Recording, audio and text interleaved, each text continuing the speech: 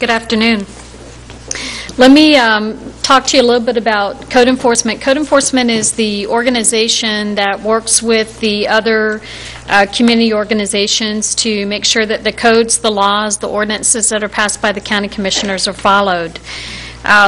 One of the things that we do is we offer the ability that if you think there is a code violation on a property, for instance, let's say that in your neighborhood there's a home that the weeds are higher than 18 inches, which is the required in the urban area. Currently, the estates are exempt. So if you have a home that has high weeds, what you can do, if you would prefer not to get involved, is you can go on the colliergov.net website, and it's www.colliergov.net, and then click on Code Enforcement under Departments, and you can actually report a violation via the website. What will happen is that when you put that in, it will give you a case number and a web number.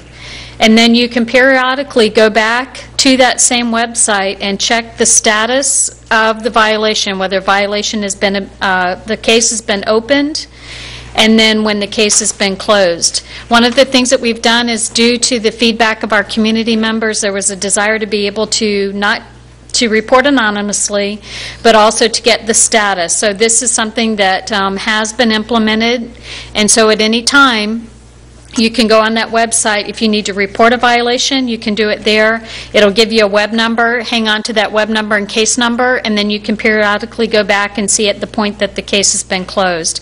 And hopefully when you see closed, you'll also see whatever the violation was has been taken care of. One of the other things that we've done to address the foreclosure and les pendens, and as you know, les pendens is the first action that is filed with the clerk of courts, where the bank is making notification that they are going to foreclose on the property. Code enforcement has implemented a process whereby we go on the clerk of court's website. Every time we get a case reported to us, we do two things. We look for the property owner, but then we also look to see if the property is in les pendens. If the property is in les pendens, then the next step that we do is we've implemented a process of a foreclosure investigator. And what they will do, what the investigator will do, is work up the case initially and then send it over to our foreclosure investigator. What he will do is then, if it's in les pendens, he will do a courtesy notice to the bank saying that this property, we understand you don't have it, you've filed a les pendens, so we know you intend to foreclose on this property, and we just want to give you a heads up that there is a code violation on this property. What we are finding is, by having one person handle communication with the banks, that the banks are establishing a rapport with this individual and vice versa, and the banks are actually taking care of the violations, because our goal is to maintain the integrity of the community, but to do so in the way possible that is the fastest, most efficient. From a bank perspective, they're very appreciative because we're their eyes on the ground. The statistics we've received is about 20% of the mortgage loans are local and about 80% are out of state. Based upon that, we're working with banks that have branches in Seattle, in New York, all over the United States, and so they don't have to spend the money to come to Naples to see if the contractor that they hired took care of the violation properly. We issue them a copy of what we call an affidavit of compliance. For instance, if there's a window broken, if somebody reports on the website that a window is broken, what we do is the investigator go out, verify the window is broken. They'll check the website, determine that it is in les pendens. We'll do a courtesy notice to the bank.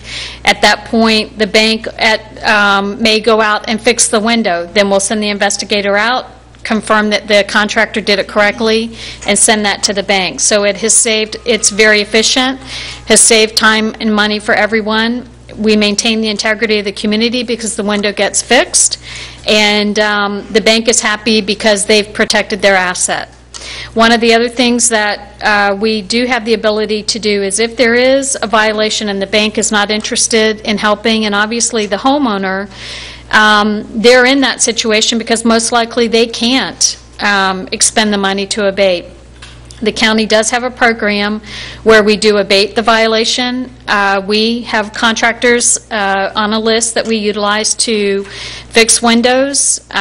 We board them over and then paint them the color of the house. We mow grass. We drain pools. We hire contractors to remove litter, to put the yard back to the way it was. And then what we do is we put a lien on the property for what it cost us to take care of the violations. And then, of course, and we explain this to the banks, you know, you have an option, you can take care of it, or we'll take care of it and lien the property. With our ultimate goal is that we maintain the integrity of our community, because that's what we need to do, particularly in this situation. What we're seeing, and there's another website if you're interested in seeing what's happening in Collier County. I know it's hard to believe. When I talk to people, they're amazed at the number of less pendants and foreclosures. There's a website that the investigators use called RealQuest.com, and what it does is it shows you where all the less pendants is in Collier County, where all the foreclosures are, and all the bank-owned property. And there's thousands and thousands of them. So certainly CODE's mission is to enforce, but also to educate through cooperation with our community members. So these are some of the things that we're doing to do that. Again, the website is colliergov.net, and then just click on code enforcement if you want to. I'm sorry, it's Collier, C-O-L-L-I-E-R, gov, G-O-V, so it's one word, colliergov.net. What was the other website? RealQuest, RealQuest.com.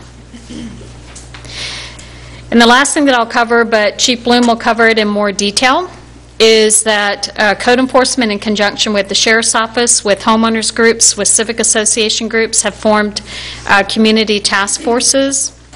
What these groups are, we currently have 5 in Collier County, located in different areas of the community, and the purpose of the groups is to allow folks to come together to identify properties that need to be researched for a possible code violation, to discuss what's going on in that particular area.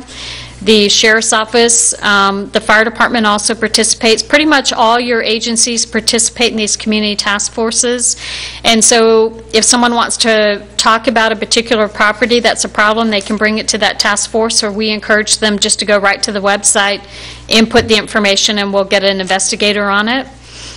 We can talk about, there's some community cleanups.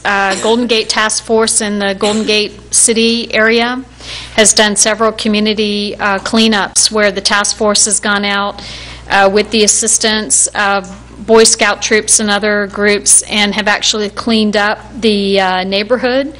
And the utilities department donates the dumpsters for all the things to be dumped in. So if you have an area of the community that would benefit by something like this, then you can also contact the Code Enforcement Department and or the Sheriff's Department.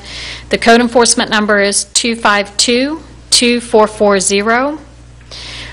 Or Chief Bloom will go over a number to contact for the Sheriff's Office, and then we'll take this to the task force and we can set up a community cleanup for an area if you're interested.